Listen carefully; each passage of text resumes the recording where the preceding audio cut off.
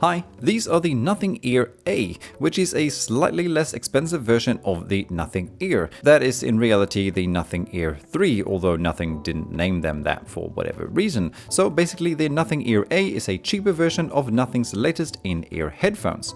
So are they good? Yeah, they are. For the relatively reasonable price of $99 compared to $149 for the normal ear, you do get nice, pretty balanced sound with both good bass, mids and highs. What you don't get from the more expensive sibling is support for wireless charging in the case, more advanced EQ settings, as well as a function that helps you create a sound profile specifically suited to what you actually can hear. Other than that, both headphones are indeed very similar in both the design and sound.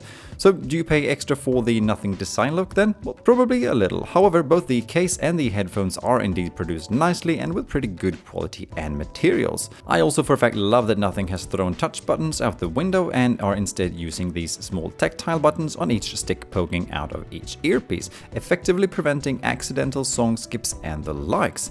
As for fit, they sit fantastic in my relatively large ears, and with the extra pads I reckon they will fit most other ears as well. Possibly though that the size of the buds themselves might be a little too big for the very smallest of ears. Battery life is also great with 9.5 hours per charge with a total playtime of about 42.5 hours utilizing the case. There's no wall charger in the box, but at least a USB-C charging cable.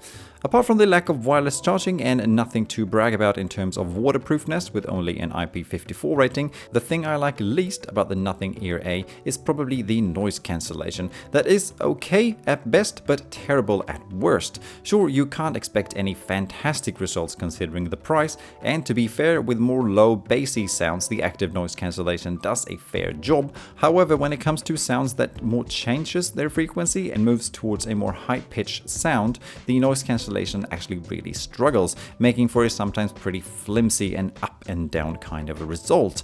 But apart from that, and if your highest priority isn't noise cancellation, I would actually still recommend the Nothing Ear A if you're on the lookout for a pair of relatively cheap in-ears that do sound good and also have great battery life. The Nothing app is also perfectly fine and looks very nothing. Customization options are not plenty, but for most people I feel that the settings are still perfectly enough. A nice addition is also that the Ear A works just as well with an iPhone as they do with an Android phone. And as another bonus, if you're using a Nothing phone, the headphones also support the use of ChatGPT using only voice commands.